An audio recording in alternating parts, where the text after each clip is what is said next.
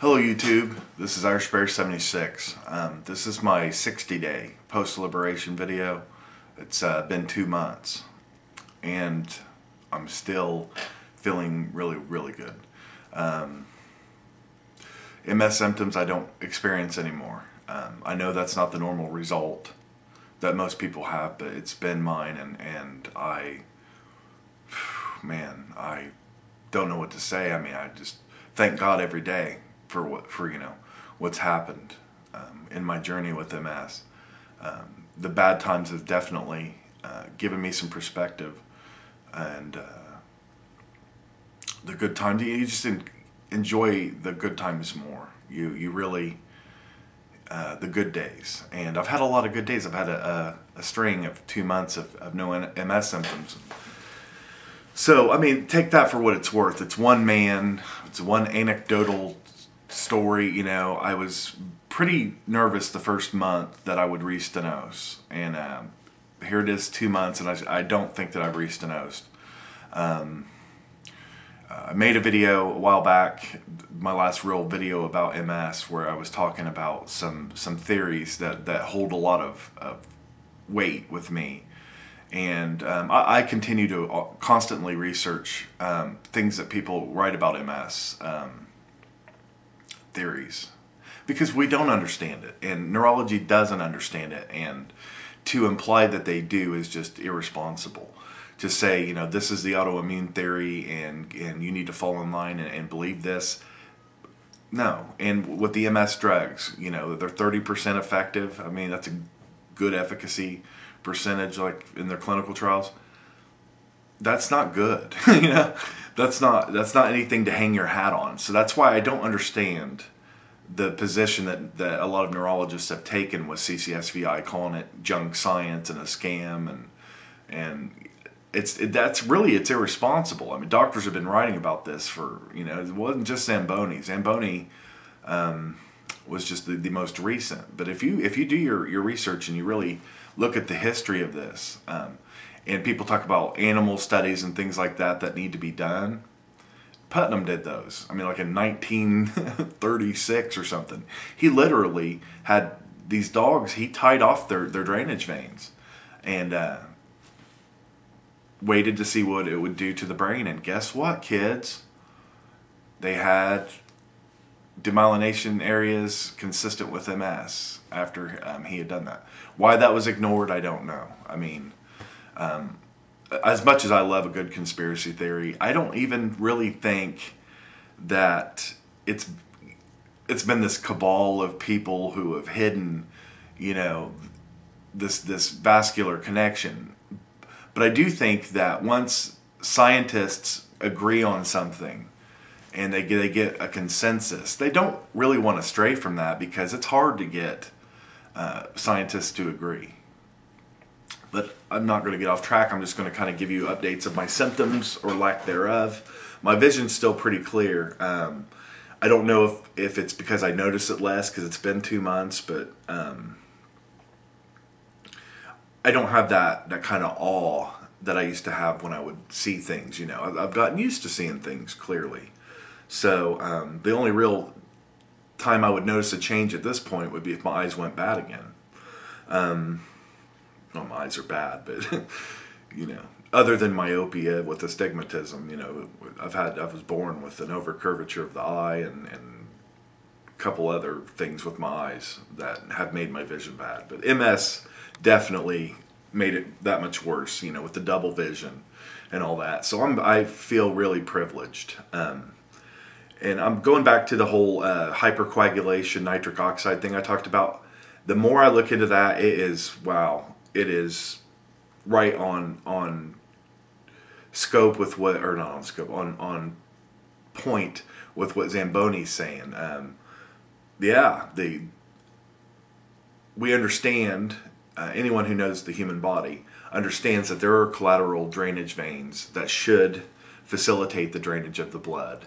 And that way, if you do have a stenosis in your jugular vein or whatever, and this is what many of the doctors, the neurologists and things that speak against CCSVI, what their statement is, well, you silly person, blood will find a way down. If you do have an obstruction of one vein, then a collateral vein will open, which is true. But if you have malformations of the veins, that is beyond the normal twists and turns that you see in jugular veins, and to the point, it doesn't matter what your vein looks like. Once that reflex is happening, it doesn't matter how. And that's the whole thing. They're like, well, it'll find a way to drain down. That's just the way the human body is. Well, why is it when all these MS patients are going and having this testing done, they're finding reflux? Obviously, the collateral veins aren't doing a good enough job. So almost any anti-CCSVI argument can really get beaten up pretty good. And yeah, it's common sense. You know, obviously the sense isn't as common as I thought it was, because you have educated people that are not seeing the truth behind CCSVI because they have preconceived ideas about what MS is. I do too, you know, and it's very hard for me to, you know, being a medical professional to say, no, wait a minute, this paradigm that we've rolled with for 50 years is bullshit. I mean, seriously, the immune system is not, you know, going nuts on the patient's own body? Well, not necessarily. Like I said, be skeptical. I mean, be skeptical of CCSVI, but damn it, be skeptical of the current paradigm that everyone, you know, swears by.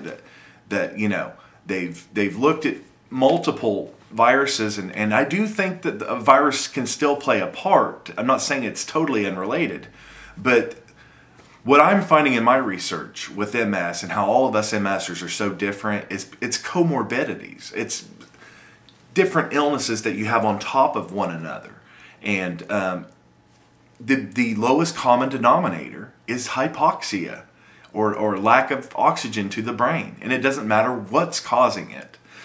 You could present with this disease or that disease. I'm telling you, if you have a chronic hypoxia for one reason or another, especially, you know, where the brain isn't really getting the nourishment that it needs of oxygen, it's going to cause catastrophic damage. And not just from the hypoxia itself, but from your body's response to that hypoxia.